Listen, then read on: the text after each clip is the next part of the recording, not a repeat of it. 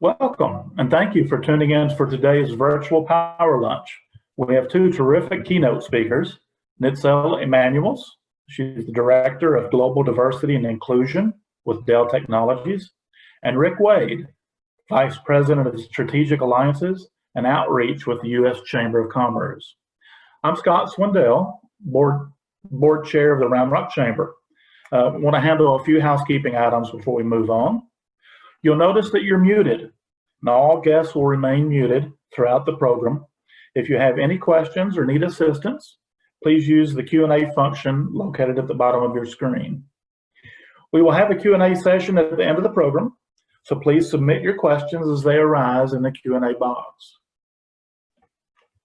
Due to COVID-19, of course, everything has changed this year, so our chamber will be holding the remainder of our events virtually through the remainder of 2020.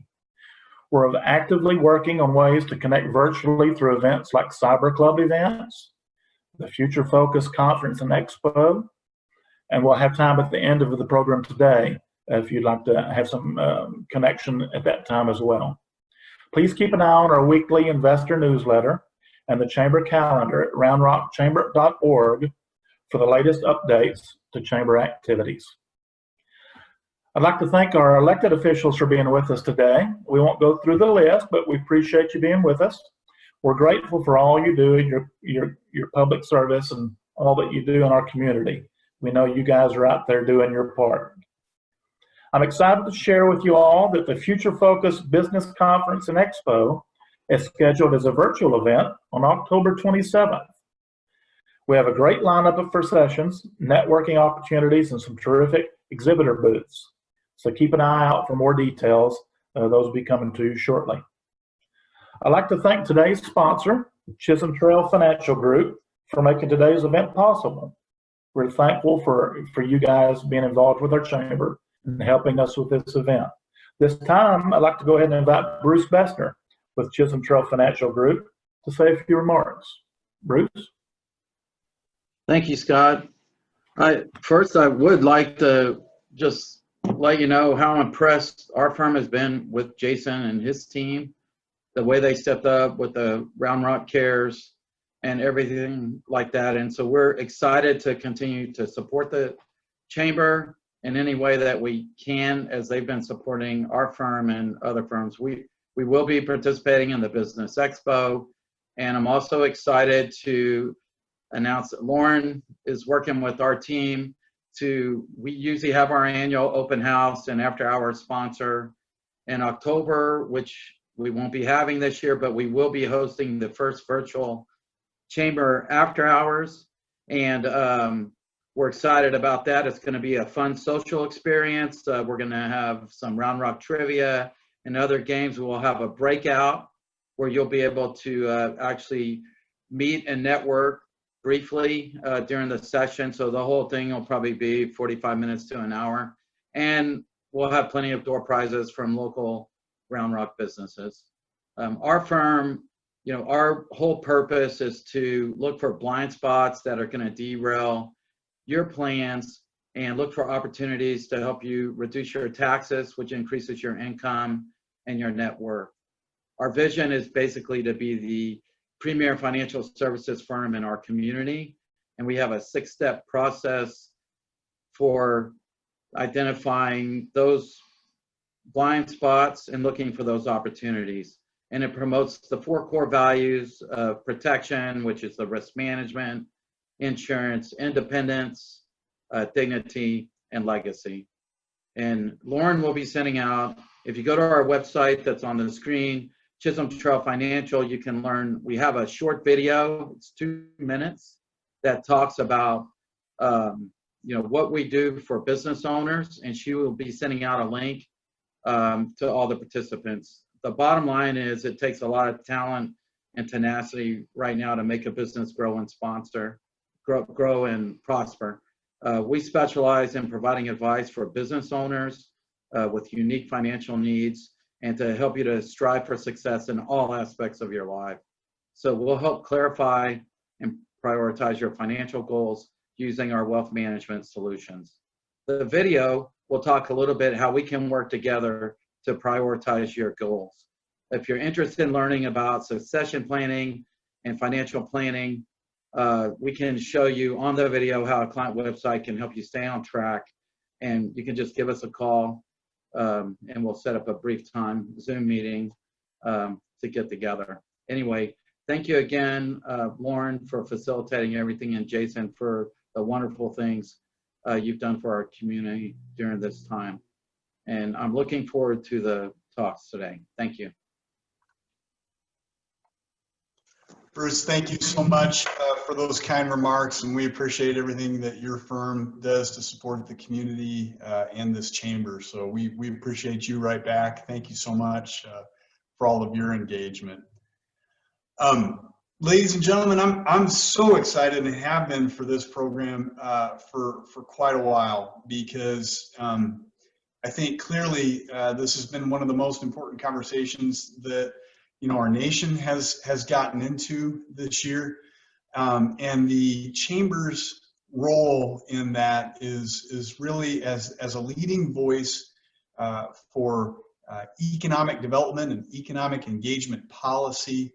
How is it that chambers of commerce and businesses and communities can make sure that economic opportunity exists for everyone as we go out and help businesses grow and recruit new businesses to the community? I think one of our key underlying achievements is to make sure that everyone is benefiting from that. And participation in our economies is the #1 factor in my mind in terms of making sure that all in our community have that opportunity to grow their career, whether that's through accessing additional education or new job opportunities that are brought to town, or new training within their job opportunities.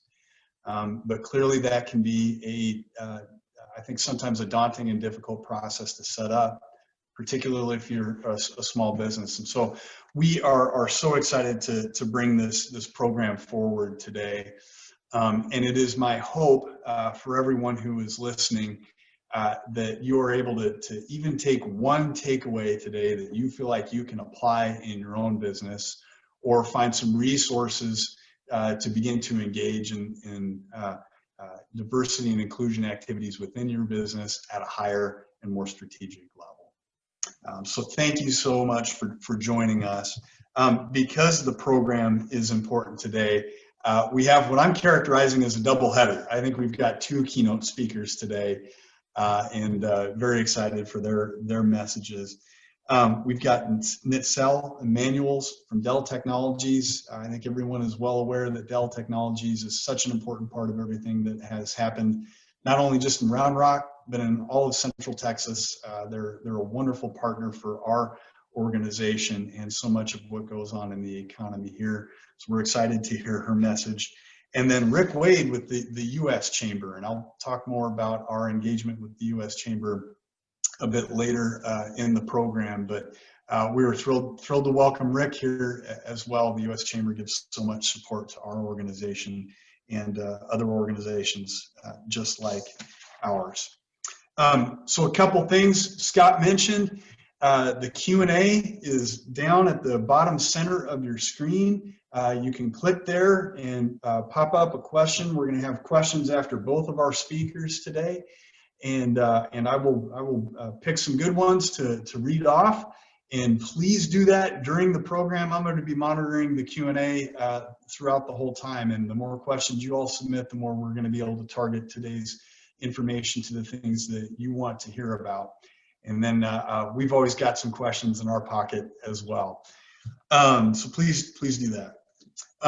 With that said, I'm excited to welcome our first presenter today. Nitzel Emanuels serves as the strategic advisor in the Chief of Staff role at the Chief of Diversity and Inclusion Officer's Office within Dell Technologies. She's a member of the senior leadership team that's responsible for partnering across the organization to develop strategic frameworks, lead implementations of diversity and inclusion programs, and transformational initiatives designed to advance Dell Technologies as the employer of choice for all. Nitzel is a member of the Diversity Action Council at Dell Technologies. That's a council committed to growing diverse and inclusive culture within that company.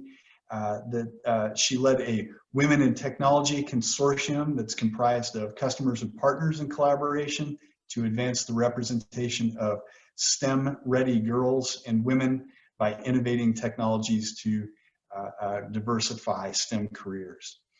Nicole has a very long list of prior accomplishments and credentials.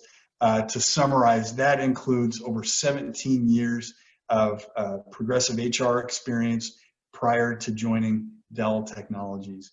Nicole, welcome to the program today. Welcome to Round Rock. Thank you so much for joining us. I'll turn it over to you. Thank you so much, Jason. Appreciate that very, very kind introduction, and thanks to you and Lauren and to the Chamber for inviting me here. Very excited to be here with all of you today and share some of the things that we're doing related to diversity and inclusion here at Dell Technologies. And also small businesses I wanted to share are very near and dear to my heart. My family, I grew up working my family had a small business. So grew up working in small businesses and very excited to be here today. So I'll just take a moment here to pull up my presentation.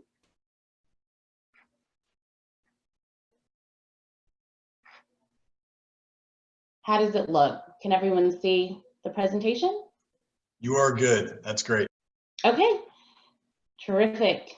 Just by way of just an overview of Dell Technologies, thanks Jason for that great introduction. Also just wanted to share a couple of facts for those who may be newer to the Chamber and not as familiar with Dell. Dell Technologies does include Dell EMC as well as SecureWorks and VirtuStream and VMware. And as many know, our founder and CEO, Michael Dell, founded the company in his UT dorm room in 1984. Dell is also one of the first high-tech companies that was founded in Austin, and I'm very proud that our headquarters is here right in Round Rock. And we also have about 165,000 employees globally around the world, and with a revenue of around 90 billion. So I will move on to what we launched last July. So last July, Dell launched our Progress Made Real strategy, which is what we are focused and how we are focused on advancing human progress. And so much of what our diversity and inclusion team is focused on in our programming and initiatives really lives in the cultivating inclusion pillar. And I'll spend some time today sharing with you all some of our programs locally as well as globally, and look forward to any questions that anyone may have, and always available as well as a resource to anyone in the community. So as I mentioned, we launched our Progress Made Real initiative last year, which included a couple of moonshot goals. And for the diversity and inclusion team, we are really focused on looking at increasing our global workforce representation of women to 50% by 2030. And our vision for doing that over the next couple of years is focused around accelerating some of our initiatives, which I'll talk a little bit more about today. But wanted to at least give an overview to the group here of some of the moonshot goals that exist for Dell Technologies, and then specifically the ones that the diversity and inclusion team are helping to drive related to our Cultivating Inclusion program. So today, I'll spend a lot of time talking about how we'll achieve our moonshot goal of 50% of our workforce to be comprised of women, and then also will share some of the initiatives that we have in place as well for how we can increase representation in our leadership team, as well as in our team members. So these are the moonshot goals that I mentioned, as well as some details for some additional goals that we at Dell have and are looking to achieve over the next 10 years, but also looking at what we can do sooner than 10 years over the next 2 to 3 years or so. And we can, if you're interested in a couple of more details around those moonshot goals and some of our programmings, I did want to share that we also recently launched our diversity and inclusion report. So that is available, and glad to share it with the Chamber. And then also, you can also find more details on our Progress Made Real report as well. So happy to share that with everyone after today. And so when we look at how we categorize our cultivating inclusion initiatives, there's really 3 pillars to that particular strategy. The first one is how we build as well as how we attract our future workforce. And then also, how are we developing and retaining our current workforce? And then also looking at, for all these different initiatives that we have, how can we scale them globally so that we can achieve the most impact out of these programs. So let's look a little bit closer at some of the programming that we have and initiatives for how we build and attract our future workforce, and also how we're expanding our diverse talent pipeline. One of the initiatives that's really near and dear to my heart as well is our Project Immersion program. And Project Immersion is our partnership with minority serving institutions and historically Black colleges and universities. And we recently, I'm very excited that we recently also expanded the program to community colleges. So for example, working very closely with the Austin Community College. And this particular program has subject matter experts from across Dell Technologies come into the classroom and engage with students throughout the entire semester. So for example, we launched a pilot recently in the area, and we had subject matter experts from across the business teach courses on cloud infrastructure, cybersecurity, supply chain. We also recently partnered with Morehouse College in Atlanta, and created a sales engineering course, which is a 4-hour credit course. And we're looking to expand that particular curriculum into other universities and community colleges that we're working with to also help develop certifications and help to augment existing curriculum as well with the universities. And the students that are part of this program, our goal is to bring them into our summer internship program, and then also the goal ultimately is for them to select Dell as their employer as they embark on beginning their careers. And then also later next year, really excited that we are expanding the program globally and working really closely with a university as well in Brazil to deliver the Project Immersion curriculum. And then also with a lot of the universities and colleges and community colleges moving their curriculum and instruction online, we also are engaged and working on developing online curriculum. We also offer workshops and webinars to students. There's actually one coming up later this week that we are launching with several HBCUs and minority serving institutions that is focused on data science. So this is one of the programs that is helping us as we look at how can we cultivate and how can we cultivate STEM skills and really engage students in STEM-related careers? How can we demystify some myths that may exist about careers within STEM and really connect our future talent with mentors and sponsors as they're considering future careers. When we look at the second pillar, which is developing and retaining an empowered workforce, one of the programs that I'd love to share with the group here, I advanced a little bit too quickly. One of the programs that I'd like to share with the group here is our Diversity Leadership Acceleration Program. And this is a 9-month program that is focused on our mid-level manager and director level managers.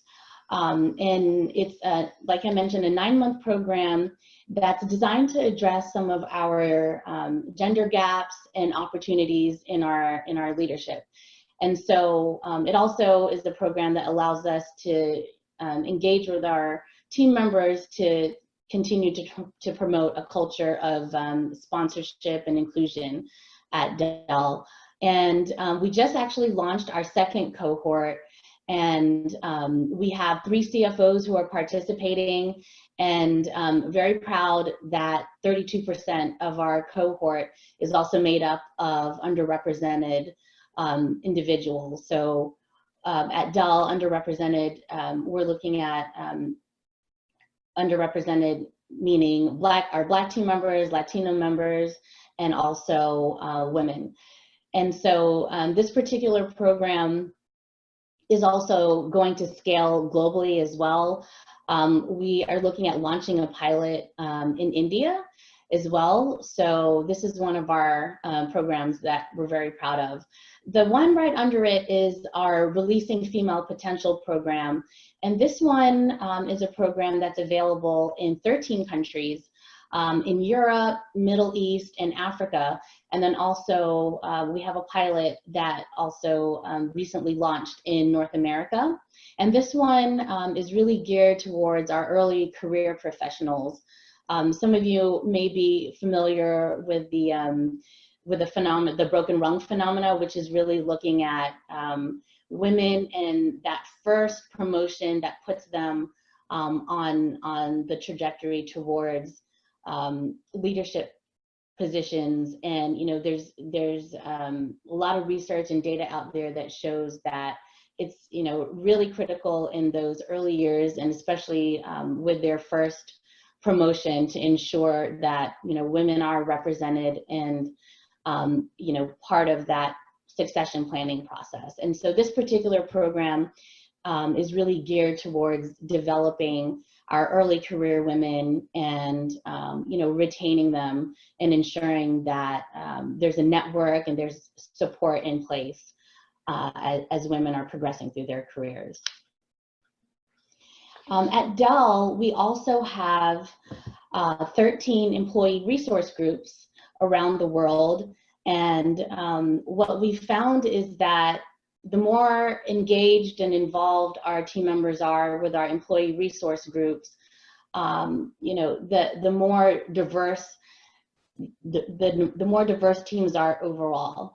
And so I am very proud that we hit our goal of having 50,000 of our employees participate in and active in our employee resource groups. And in particular for this month, it's also Hispanic Heritage Month. So we have several events and programs that our Latino Connections employee resource group members are hosting in collaboration with other employee resource groups as well.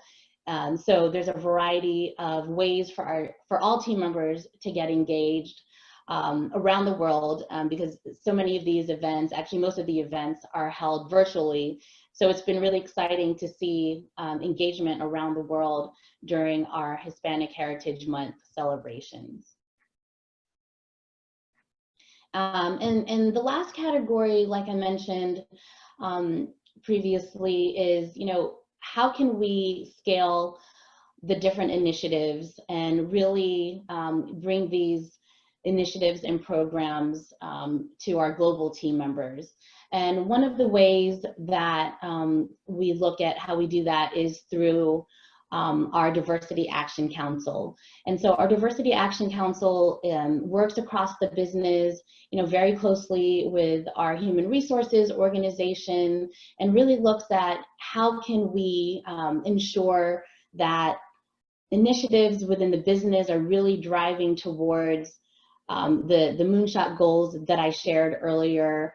How can we ensure that our team members and our leaders have all of the tools and resources in order for us to achieve those moonshot goals?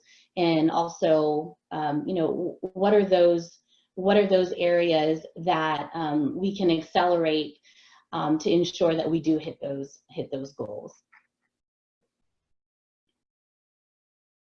And also, many of you may have participated in our unconscious bias learning, because I know that my team member is engaged with the Chamber and has led some of our unconscious bias training within the community. But our unconscious bias learning is called Many Advocating for Real Change. And Michael Dell had the goal of, or has the goal of, having all of our people leaders really get engaged with this unconscious bias learning. And right now we're at 92% and on track for all of our leaders to take part in this unconscious bias learning and really look at understanding,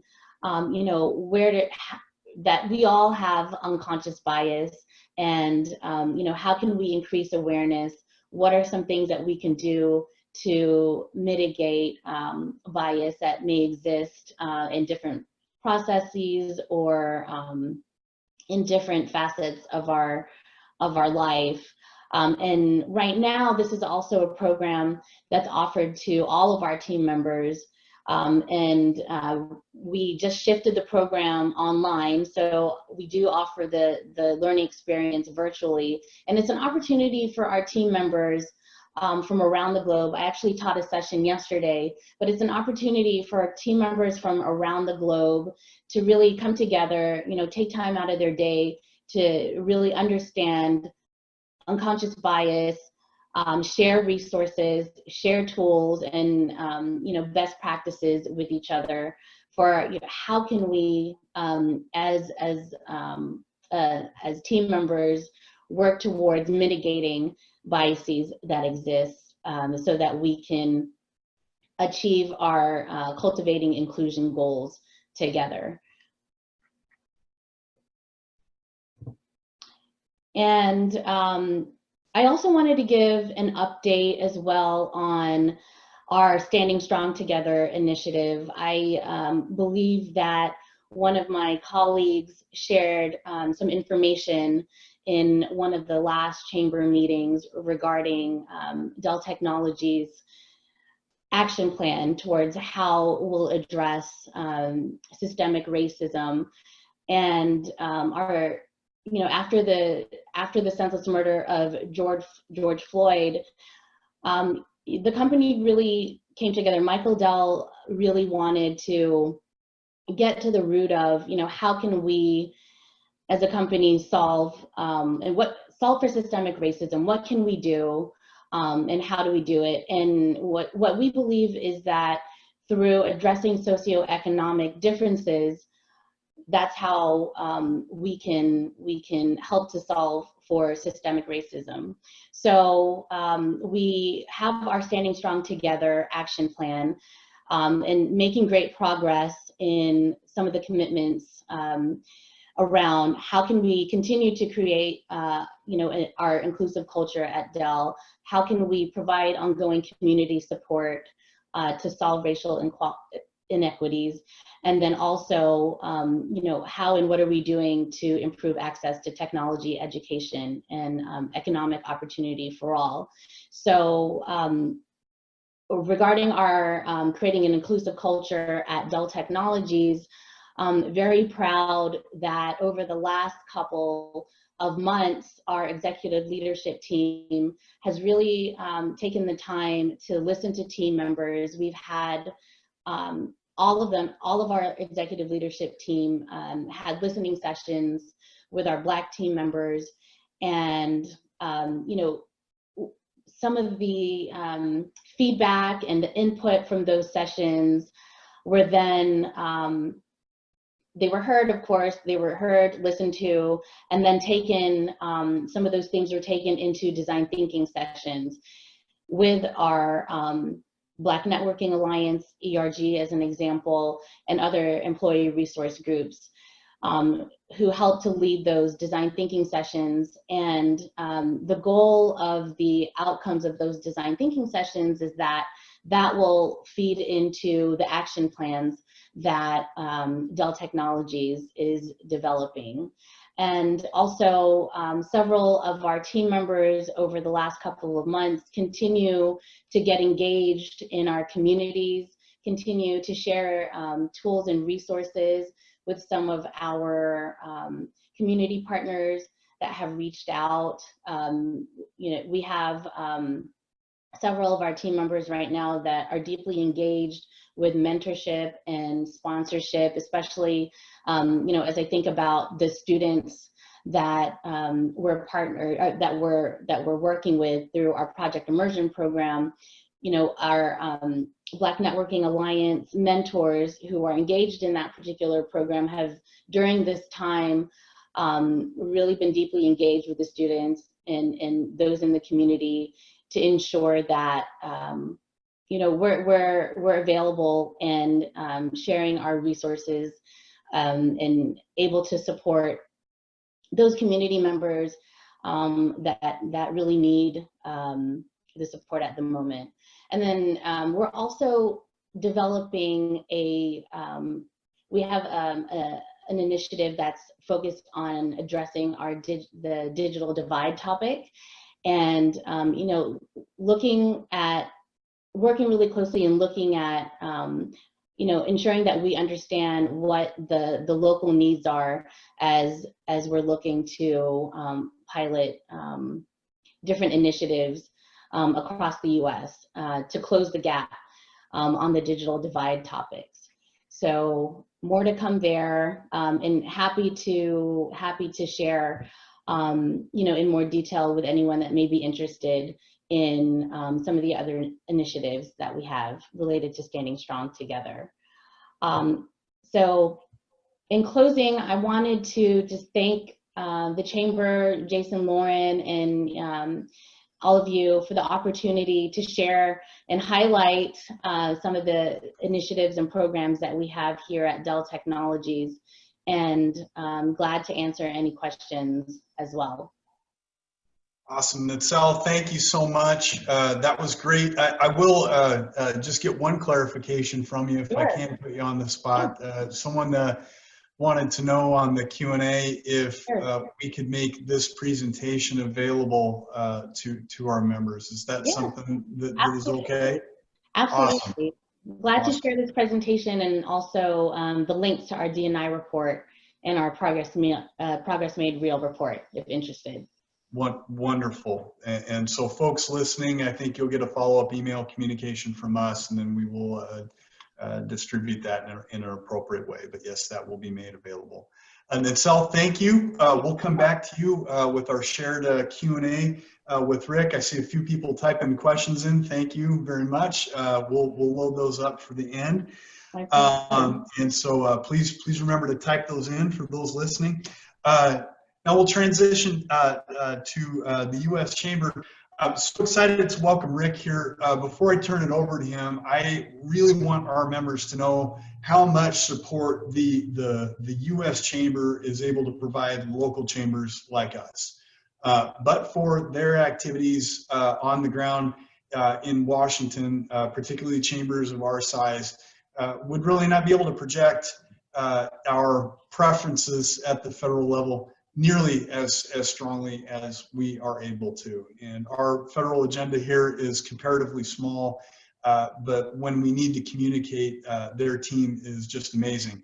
And as if that wasn't enough, we have so much support for any number of other chamber operations related to the U.S. Chamber. I want to give a quick shout out to John Gonzalez and Moni Thierry. They are the Texas area state representatives. John is kind of our guy to go to with questions anytime we need something from the U.S. Chamber.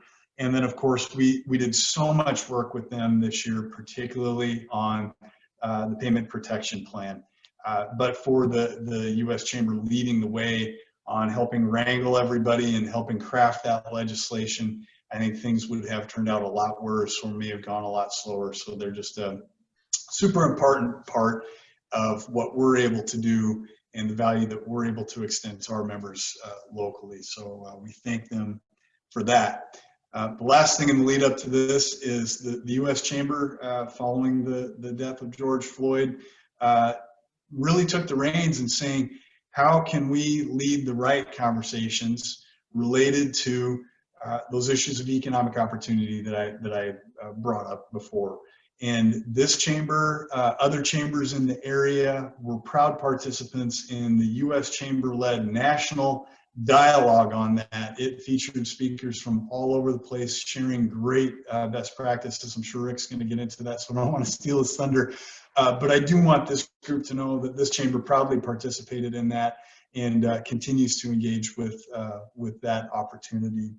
And so without further ado, I'm so glad to welcome Rick Wade here. He's the Vice President of Strategic Alliances and Outreach at the U.S. Chamber.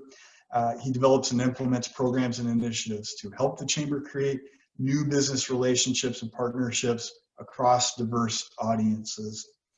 In addition, Rick provides counsel on policy issues and leads special projects. He's got a wealth of knowledge and experience in both public and private sectors that enable him to really have a megaphone to the voice of business across the country and share the positive impacts of the free enterprise system. He has worked with the Department of Commerce's Economic Development Administration, that's another important partner for chambers, to foster regional economic development in distressed areas. He's also worked with the National Telecommunications and Information Administration on expanding broadband to rural and urban America, and the Minority Business Development Agency to create jobs through the growth of minority-owned businesses. Rick, we're thrilled to welcome you here. So excited to hear your message. I'll turn it over to you. Good. Thank you so much, Jason, for the invitation and for having me a part of this very important conversation hosted by the Round Rock Chamber. You know, some 57 years ago, some 250,000 Americans convened here in Washington, D.C., in our nation's capital for that historic March on Washington, as you know, which was punctuated by Reverend Martin Luther King's speech, "I Have a Dream" speech, which is one of the things about that speech, which is often overlooked, is the fact that the full name of the gathering was actually the March on Washington for Jobs and for Freedom, with a heavy focus on the stark gap that existed in America around employment and prosperity and the lack of economic opportunity for Black Americans at that time. Well, the reality is that more than a half century later, while we made some progress, and we have made progress, that stark gap, particularly the economic gap, still remains between Black America and white America. And the work to close it remains as important and urgent now as it did in the 1960s. Still today, the opportunity to obtain an education, to secure a job, to start a business, or simply provide for your family is oftentimes determined by the color of your skin. For decades, and I think you all know the numbers, Black unemployment rates have been consistently twice as high as white unemployment rates. Black students are twice as likely to attend high poverty schools than their white peers. And Black business owners still struggle, even today, to access capital for their investment, their ventures, and their businesses. And additionally, Black Americans are more likely than whites to be arrested, to be convicted, and to be sentenced, making it even more difficult and sometimes impossible to be a part of the job market and build a new and a better life. one of my partnerships that I've developed at the U.S. Chamber is with the Kellogg Foundation around one of its most fascinating reports called The Business Case for Racial Equity. And I think Kellogg is spot on when it says, and I quote, that the persistent racial disparities that we see today, they didn't happen by accident. They actually arose from a long history of deliberate policies based on race and have been perpetuated by biases that remain. The reality is that systemic inequalities hurt individuals, they hurt communities, they hurt our economy, and inequalities hurt our society. We recently released a report at the U.S. Chamber of Commerce in partnership with our partner MetLife, and where we found that minority-owned businesses, small businesses, I know a lot of small businesses are part of this forum, but minority businesses and Black businesses have been disproportionately hit hard in recent months as a result of the COVID-19 and the circumstances regarding our downturn economy. Some 66% of the 2.6 million Black-owned enterprises across America are concerned about permanently closing. So as I referenced earlier, the unfortunate murder of George Floyd, the COVID-19 pandemic, the corresponding economic crisis has thrust all of these issues back into the national spotlight. And America really is at a turning point. And so more than a half century ago, when those Americans marched on the promise of equal opportunity here in Washington, equal opportunity for good jobs, for economic mobility, and the promise of a brighter tomorrow. That's what they marched for. And at the U.S. Chamber, we determined and accepted the responsibility that it's on all of us across the private sector and the public sectors and individuals of goodwill to finally deliver on the promise, that word, that message that echoed throughout the streets of Washington back in the 1960s. A lot of people say that this time in America feels different, and I believe it does. I grew up in the Deep South in South Carolina, and I know what segregation feels like, having started at segregated schools. And I remember the days of colored only signs and having to sit in the balcony in a movie theater. Even in high school, when I wanted to run for student council, I had to run for Vice President Black on the ballot. And there was a corresponding candidate who had to run as Vice President White. And what's interesting about that, in the following year, I ran for student body president without a racial designation, and I won. So I know what it means to live in a society and exist in a society where there are very public and systemic inequalities, but I know what it means to exist in a society where they're not. So yes, this moment feels different, but it's our challenge and opportunity, and we are challenging business and industry across America to seize this moment and not make it feel different, but to help close the long-standing opportunity gaps for Black Americans and Black communities. Not just make it feel different, but turn this different feeling into real action. And so in that regard, we've launched what we call the Equality of Opportunity Initiative. And I want to just tell you a few minutes about this exciting, most historic, impactful endeavor. And I won't go through the entire presentation. We certainly can share it with you, but and then we'll get to hopefully some really important dialogue. So I think Suzanne Clark, the president of the U.S. Chamber of Commerce, I think said it best when she recognized that our nation is undertaking a necessary conversation about systemic racism.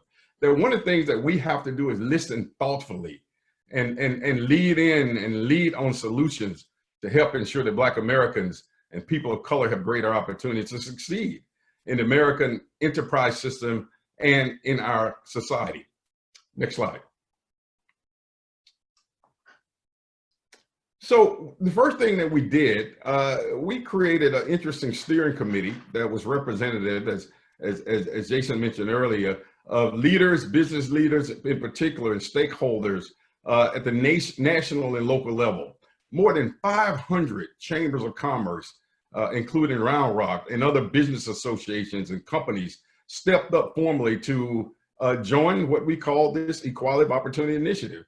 And it was really impactful. And the responsibility, the charge of these local organizations and companies was to sign on and do two things. One, convene these kinds of conversations within your local communities, which you've done, and I'm grateful for that. And then secondly, determine the agenda that works for your own community to help address inequalities in our community, therefore impacting and advancing equality of opportunity across America. The steering committee included members of state chambers and local chambers and CEOs, policymakers, and just a fascinating group, and all of the minority and diverse chambers, even the Black chambers and the Asian chambers and Hispanic chambers, et cetera. So it's a really impactful steering committee that led to the creation of this initiative. Next slide. And so on June 25th, we convened again what I thought to be one of the most impactful town halls with a collective voice around business and industry in a national summit. My very dear friend Gail King even participated in conversation with Randall Stevenson, the former president of AT&T. It was very important that Tom Donahue, the chairman and CEO of the chamber, and Suzanne Clark at the highest level set the standard as leaders by participating in the summit. Dr. Wayne Frederick, the president of Howard University, one of our nation's premier HBCUs, participated. I even had the joy of doing a fireside chat with Kareem Abdul-Jabbar, not because of his sports ability, but because his commitment and investment in STEM education. It was a fascinating conversation. If you like to view that, you can certainly go to uschamber.com, Equality of Opportunity Town Hall. Next slide, please. This is very important, that in putting this initiative together, it was based and steeped in research and data. Very instrumental as we built this agenda. So we all say what gets measured gets done, and that was very important. We listened. This initiative is based and steeped in data, and those two components were extremely important in powering our agenda. And I won't go through all of this, but you'll find on our website what we call the Equality of Opportunity Gaps by the numbers. We have a treasure trove of data that can inform your work at the state and local levels across America. But this is these are the findings. Black students are twice as likely to attend high poverty schools. I mentioned that earlier. Black Americans represent 12% of America's workforce, but only 9% of workers in high earning management and professional positions. I was thrilled to hear Dale talk about their Leadership Accelerator program. That's extremely important. Black Americans represent 12% of the labor force, but only 9.4% of business owners. And we'll talk about that in a minute, what we're doing to inspire Black entrepreneurs and grow and strengthen Black-owned enterprises. And then finally, Black Americans represent 27% of arrests, 40% of the incarcerated population. This makes it even more difficult for them to enter as they re-enter into society and participate in our economic mainstream. Next slide. So as I mentioned, driven by data and informed by conversations, having listened to business leaders and government, academic, civic leaders and individuals, we developed this very aggressive agenda. And we decided to focus on 4 specific areas: education, employment, entrepreneurship, and criminal justice. We're looking to add additional pillars around health and wealth. Next slide. And here are some of the solutions as we think about this. There's sort of 2 pillars, 2 streams of work. One is, what are the policies that, whether it's Congress or even at the State House, that we should be advancing to address the inequalities and provide more equality opportunity? And then what are the business solutions, so it's sort of independent of policy, that businesses like Dale, which is a great example, can lean in on and lead on as we talk about equality of opportunity. All of these policies, prescriptive changes on our website, I won't go through them, but just a couple examples under education. We have to deal with equitable educational funding, and we're working on that now with members of Congress.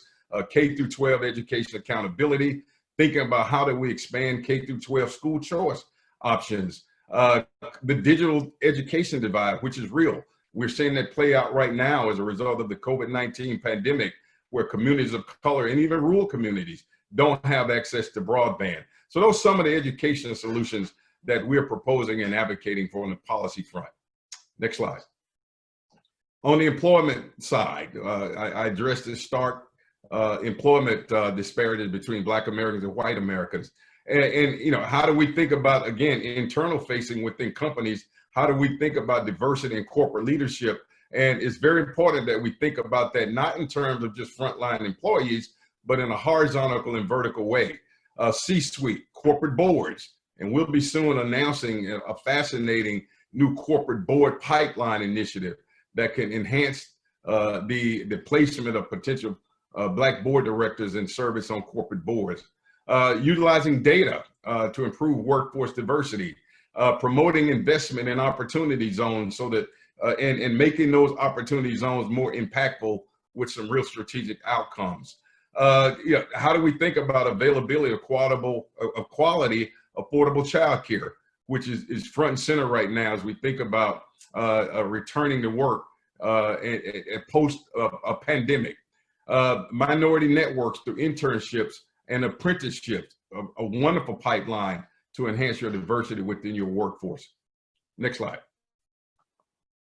And on the entrepreneurship side, corporate supply chain diversity. We're working with the National Minority Supplier Diversity Council and other organizations that work to connect minority firms to corporate supply chains. Very, very important issue. Patronizing Black-owned businesses. You know, one of the things about Black-owned businesses, of the 2.6 million that exist, you know, we gotta strengthen our data to know who these businesses are. Most are sole proprietors, but we need to have more data around our Black-owned businesses, and we're seeking to solve that with business and industry. We just announced, led by American Express, a fascinating partnership that seeks to get immediate grant money, not loans, but $5,000, $10,000 grants to Black businesses across America, just to help to pay the bills so they can keep the doors open. With that, also a whole suite of services to provide them the technical assistance they need to support their infrastructure and help sustain them for the future. Front and center around entrepreneurship is oftentimes the issue of access to capital. And now we're working with financial institutions and venture capitalists to try to unleash capital to support not just on existing businesses, but to support startups and new entrepreneurs who are from the Black and other minority communities. Next slide. And then on criminal justice, again, all of these policy and business solutions that we're proposing can be found on our website at uschamber.com, Equality of Opportunity Agenda. But this is an important issue. And whether it's in fair chance hiring, second chance hiring, prison reentry programs and policies that could help these individuals who have been in our penal systems transition back into our society, into the mainstream of our economy. Those are some of the issues that we're focused on with regards to criminal justice solutions. Next slide. So what's next? We've already, I'm happy to announce, endorsed some over a dozen bipartisan pieces of legislation and bills in Congress. Some of those I mentioned earlier. We want that work again to cascade down to state houses and city halls, recognizing that some of this work should be solved by Congress on the federal level, but there's still a lot of work yet to be done at the local and state level. And these are some of the areas, again, that we've already expressed our support and put the muscle of the U.S. Chamber and the business community behind. Next slide. So there's more to come on our state policy recommendations, private sector solutions. We're convening around putting together an inventory of best practices, like the work that was talked about at Dale, practices that work that we can share across business and industry. And it's important, these conversations that you're hosting today, that we continue to have summits and forums to have conversation. This work begins with conversation. Conversation leads to understanding. Understanding leads to real action. Next slide. So we are grateful that Round Rock is involved, that your businesses in your community are involved. This is how we will solve this. This is how, as we get involved and turn this dialogue into nationwide action, we got to commit ourselves to reclaiming and reaffirming this American promise of equal opportunity for everyone. Thank you so much. I look forward to any questions and answers and participating in a further dialogue. Thanks, Jason. Awesome, Rick. Thank you. Well, I got you on the screen right here. I'm going to ask the same question I asked earlier of Nitzel. Is this a slide deck that we're able to share with our investors? Absolutely, far and wide. Awesome. Thank you very much. So thank you again, folks that have been given Q&A questions. I've got them all right up here on the screen, and we've had several of them coming through. So I'm going to start with the most popular one, and I'll open this up to both Rick and Nitzel, because quite frankly, I'd love to hear you both respond to it. And this is one I anticipated would come up. For small businesses, for a business that's 10 people, 5 people, maybe an army of 1 or 2 that are in a hiring opportunity, where do they start? How can they begin to wrestle with that and become the type of employer that's a welcoming environment and a diverse company, even if it's a small company? So.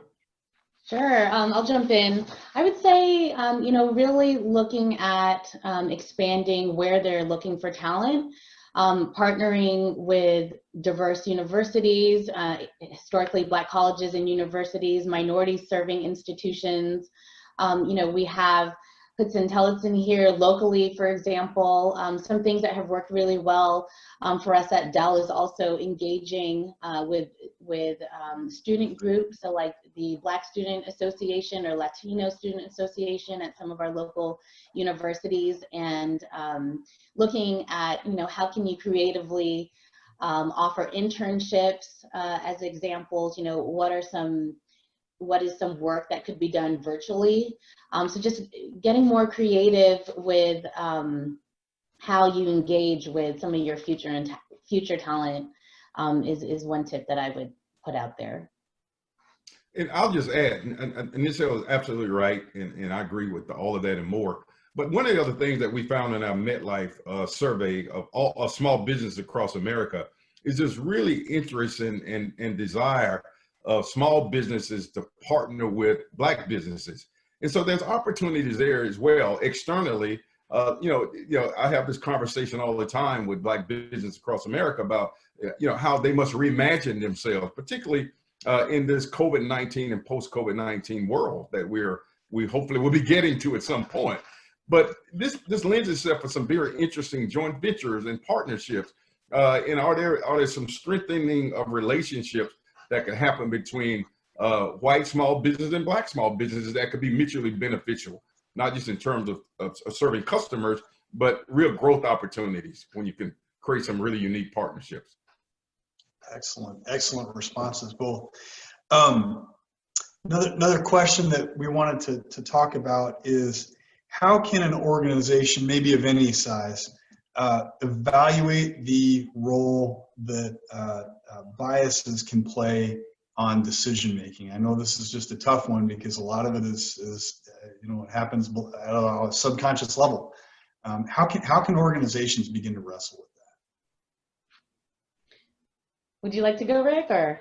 Well, listen, you I think you've already answered it. Why don't you repeat what you said earlier? Okay. Sure. Unconscious bias is real, and I think Michelle talked about it earlier. She's spot on. Absolutely. So, there's a lot of great resources and tools that are out there and available. We're encouraging our employees to really leverage those resources, educate yourselves. I'm happy to share some of those resources as well with the Chamber. But for us, we have we've curated a list of books, for example, books and podcasts.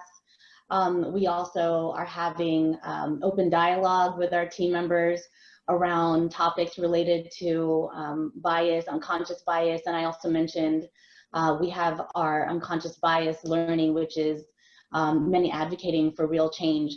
And it is something that we are hoping to offer to more of our customers. We've piloted offering the unconscious bias learning to some of our customers and have received some great feedback. So actually, right now the team is looking at, now that most of us are virtual, how can we offer this to customers virtually? And so we're looking at how do we do that by incorporating virtual reality into that experience, or augmented reality, but still, capturing those moments that take part in learning sessions that are really, super powerful, and still allow those that are participating to have authentic dialogue in the program. So I would say more to come there, but also, very happy to share that curated list of books and tools that we've made available to our team members on unconscious bias. Jason, can I just add parenthetically, people at a different level across the continuum of dialogue and consciousness about race in America, and that's fine. I think the most important thing is sort of get into conversation and start somewhere. And then Nichelle talked about it kind of from an internal facing, but one of the things that we're doing at the Chamber, we started doing this before the pandemic in partnership with Kellogg, we're piloting having conversations with business leaders and owners at the local level in 3 states, Michigan, New Mexico, and Mississippi. And it's really fascinating because this is about having conversations. We understand, or we should understand, the moral imperative for racial equality. That's extremely important at first. But then there is a business case for why we must engage and address these inequalities. So we're having these interesting conversations. And what's fascinating about that is that people start to get it.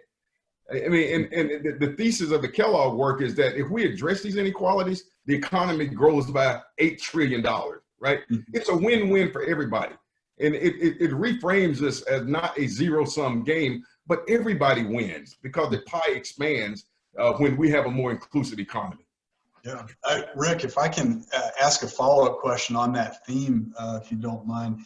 It's doing this work now for close to 15 years in the chamber world. Whenever this conversation comes up, it's appeared to me to be somehow just a misconnection between mutually held desires between folks that are seeking employment advancement and companies that really want great people. And I've often wondered how is this? How are we missing here? Because it seems like such a natural thing to make, and now things are a little bit different, but we've been in a historically low unemployment era where it becomes even more imperative, I think, to make sure that these connections are happening. Has that low unemployment also helped facilitate some of this dialogue from both parties to find new processes that work and new pathways that work? Yeah, I think it's sort of this interesting. There's a lot of factors, as I mentioned earlier. I think the murder of George Floyd has just put a spotlight on all of this. I do think that companies and institutions have been well intentioned, but you have to make this work intentional every day. And maybe we kind of lulled and fell asleep and thought that that it wasn't that it didn't require intentionality, but it does, and it works. We do know that companies that are more, and there's so much research on this, McKinsey and so many companies and firms that show that companies that are more diverse and inclusive are more profitable. So the business case is real, right? And I just think it's just been put more front and center now. And it's fascinating and it's wonderful that business and industry are stepping up publicly, not just making statements, but making real investments in this work. And I'm the ultimate optimist, and so I'm always forward looking, and I'm really excited about the progress that we will make in the months and years to come. Awesome. I'm going to turn it to a question that came in online, and it's more targeted for Dell. Someone wanted to know, these are kind of several questions. I'll try to pick out a few here. How has this D&I initiative at Dell been received? And I think they're kind of wanting to know, has it generally been positive? Has there been any pushback or concerns expressed about it? And then what role has education and training played? How has Dell successfully navigated the growing pains that come with the need for such systematic changes? Yeah, absolutely. So I would say that since we launched our Moonshot goals, our Progress Made Real and Moonshot goals, we've seen an increase in our employee resource group memberships. And it's been an opportunity also for our team members to join our employee resource groups that are offering different development programs, different programming and initiatives. And so we actually, we hit our goal earlier than anticipated. With our goal was to hit 50,000, and we hit that earlier than anticipated. And I think it's because, with everything that's happening currently, there's a lot of interest to really learn, learn about others, also to, as I mentioned, educate. There's a real push to educate our employees individually, and then to also get more engaged in our communities. And so, so many of our employee resource groups are leading great initiatives with our high schools, with our universities and colleges, and looking at, now that we have the opportunity to engage virtually, how can we bring some of those workshops and sessions that we would typically have in person, like our hackathons, for example, or some of the things that we do with elementary and middle school students to engage them in STEM and STEM-related careers. How can we do those things virtually? And I think that that increase in our employees joining our employee resource groups is also highly correlated to the fact that so many want to get involved right now and engaged and able to do so virtually. And a quick follow-up question that I'm interested in that came in while you were giving that answer. Someone's wanting to know, what metrics did Dell ultimately use to measure this progress? Yes, so all of our Moonshot goals, we do have key performance indicators that are related, and we do track our performance. We work very closely with our business leaders, and we do track how each of the businesses are doing to achieve those Moonshot goals. So we do have a mechanism in place where D&I and our other business units work really closely together to ensure that the strategy and the plans that we put in place are still are still appropriate for the different programs and initiatives that we have. So there is a way that we're having ongoing conversations all the time with our leaders to ensure that we are tracking. So we do have those goals for each of the businesses, and then overall as well. I think that gets to that intentionality component that Rick was referencing earlier too. Exactly. Can't improve what you can't measure. Yeah. Rick, I'm going to jump to you for this next question, if that's okay. You shared you've been doing a lot of these, and we're so thrilled to have you here today. After seeing a lot of other local chambers and engaging with them, learning what those organizations are doing, I'm curious to know if you've seen any notable initiatives that chambers are leading to either increase the diversity of their membership or investor base, or programs that they've initiated on behalf of the community to help forward these initiatives that you'd recommend. Yes, I have. And I'll tell you, you're front and center by just having this conversation. That's really, really important. Something else I've seen, I think, where chambers can be extremely valuable in advancing equality of opportunity is strengthening your relationships and with Black chambers, Hispanic chambers. And there's some really fascinating work that I'm seeing in places like Atlanta and some of the larger urban areas. I think Atlanta even, I believe, they have a diversity chamber council, if you will. I actually have that at the national level where I meet regularly with the presidents of the Hispanic Chamber of Commerce, the Asian chambers, the LGBTQ president of that chamber. And what we find, Jason, is that most of, in which you're probably not surprised, most of our agenda is exactly the same, right? And it's just, again, that intentionality of just sitting around the room together. And so now we're moving forward together to advance this equality of opportunity agenda. So being intentional, expanding the conversation. You know, again, I grew up in South Carolina, and you know, I used to fish a lot. You just got to think about how do you fish in other ponds, right? Yeah. and you got to just be intentional and make that happen, man. And it works. That's a great start. And then all of the other, you know, the policy issues I talked about earlier, you know, that's when you can create that collective voice. What are we focused on as a community in your area in year 21, in year 22? Small bites add up to create a whole pie of equality of opportunity. Very good. I'm going to check the time, make sure we're doing okay there. We got time for a couple more questions if you guys are still okay for that too. Sure. Let's see. I want to jump to, we've had a couple questions roll in. I think this is a little bit more with Dell in mind. Nitzal, you were speaking earlier about some of the initiatives that you all have engaged in related to promotion of STEM careers and advancement of demographic groups within STEM careers. A couple questions rolled in. I'm going to tie them together. What programs can you speak to Dell being involved in locally with colleges in and around the Round Rock area through Austin Community College, Texas State, maybe others?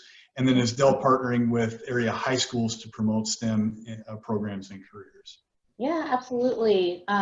So through our Project Immersion program, which I mentioned earlier, that's where we've been partnering closely. We partner very closely with UT Austin as an example, and with their Diversity Council, Diversity and Inclusion Council, to bring in some of our leaders from within the business and some of our employees to talk about topics that the students wanted to learn more about. And so one that comes to mind that we had was we had a workshop with the students and members of the Diversity and Inclusion Council there who wanted to learn more about some of the initiatives that we have related to neurodiversity. And in that particular program, we shared some of our some information around our internship program and partnerships that we have related to neurodiverse hiring. We also work very closely with the computer science department to offer workshops related to data science. And so, you know, really working with universities and colleges to understand you know, where they are with their curriculum, how can Dell enhance some of that curriculum, leveraging our own, and then also, you know, how can we bring in our team members that are, you know, subject matter experts in those particular areas and can come into the classroom, you know, share their knowledge with the students, also serve as mentors to the students, because what we found as well is that, you know, a lot of underrepresented students, for example, you know, are hungry to expand their network of mentors that are in STEM-related careers, and just wanting to really understand, like, what is it like, you know, being a woman in STEM or being a Black engineer at Dell. You know, just tell me what it's like and how did you get there? What are some of those, you know, key decisions or pivotal moments in your life that got you to where you are today? So we definitely look at incorporating those types of conversations and mentorship moments into the curriculum that we're bringing into the classroom. And also in regards to what we're doing with some of our local high schools, one of our favorite events is, you know, bringing girls who are interested in STEM on campus to experience the Dell. We have a Dell experience on campus where they can, you know, really just get involved with all the different types of technologies that Dell offers. You know, we partner really closely with some of the gaming clubs at the high schools and universities as well. But looking at, you know, how can we do that virtually? We also partnered with Black Enterprise last year and hosted a student innovation lab, and that was a hackathon event where we brought about 100 students from different HBCUs to Dell's campuses. And right now we're looking at how can we do that virtually and still have that same experience. So, you know, working really closely with our local high schools here around hackathons, and then also our employee resource group also volunteers as well in the classroom. So like our Women in Action group, they do a lot of mentoring in the community as well. There was a panel discussion related to women in tech that was hosted locally recently. And so just really engaging with the students and, you know, deepening our relationships earlier in the pipeline and giving students, you know, more visibility into what life is really like working in tech and making it real and resonating it, you know, making it cool and just, you know, finding out what they're interested in and how they can bring those interests into a career in tech. Jason, I want to say one thing. The historically Black colleges, we have a whole partnership with HBCUs, the Next Gen Business Partnership. Ms. Hill is absolutely right. I mean, it's a great reservoir for student talent. But HBCUs also can help solve problems and challenges facing business and industry. There's tremendous research and innovation that's happening at HBCUs. And one of the things I'm trying to do is create bridges to HBCUs and tap in some of that innovation and research. You look at schools like Tuskegee University, one of the largest, not just producer of aerospace engineers, but they're doing amazing research in the space. And I'm connecting and convening them with aviation industry executives, right? We just hosted this week, which we did last year, a forum with HBCU presidents and chancellors with presidents of corporations to have the conversation about this whole space of bridging and strengthening, deepening the partnerships of business and industry, not just for purpose of talent, but solving complex problems.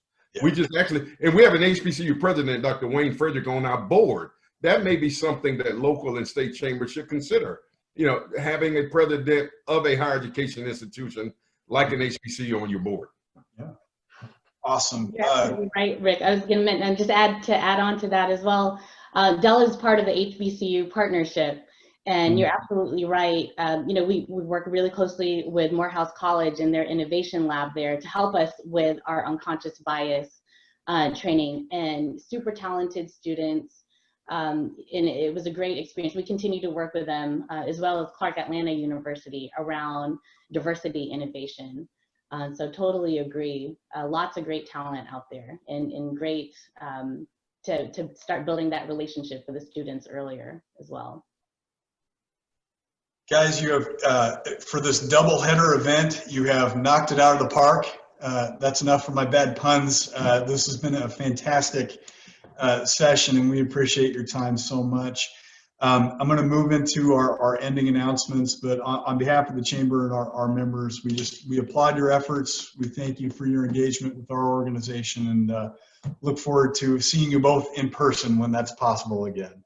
So thank you so much. That's right. And remember, this is a power lunch, so I'm waiting on the steak and lobster to be delivered.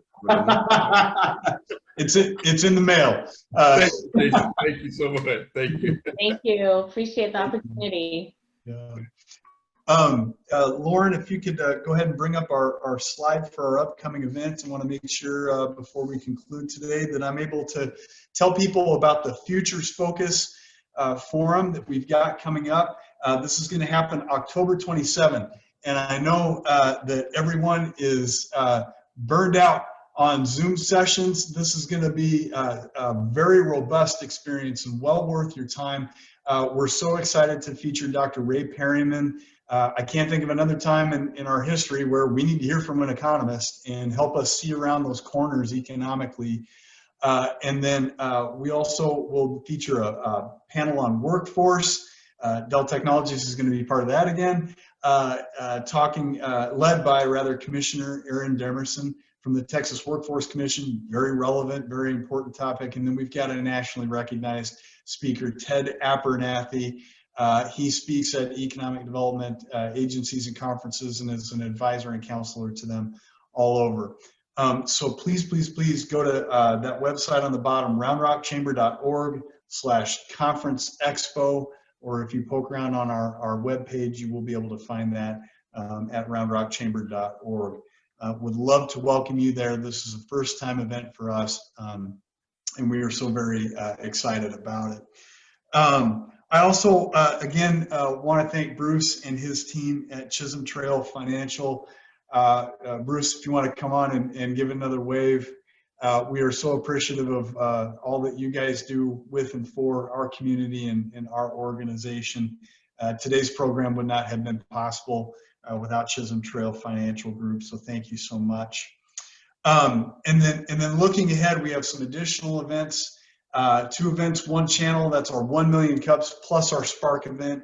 That's October 7th at 9 a.m. Our virtual business after hours, again, hosted by Chisholm Trail Financial on behalf of Bruce and his team. We want to invite you there. Sadly, we won't be able to meet under the beautiful tree that exists in their business's backyard, but we will be there in spirit with them on October 13th. So please join us for that. Bruce, thank you for making that program possible. And then our next virtual power lunch, we're going to feature Adriana Cruz.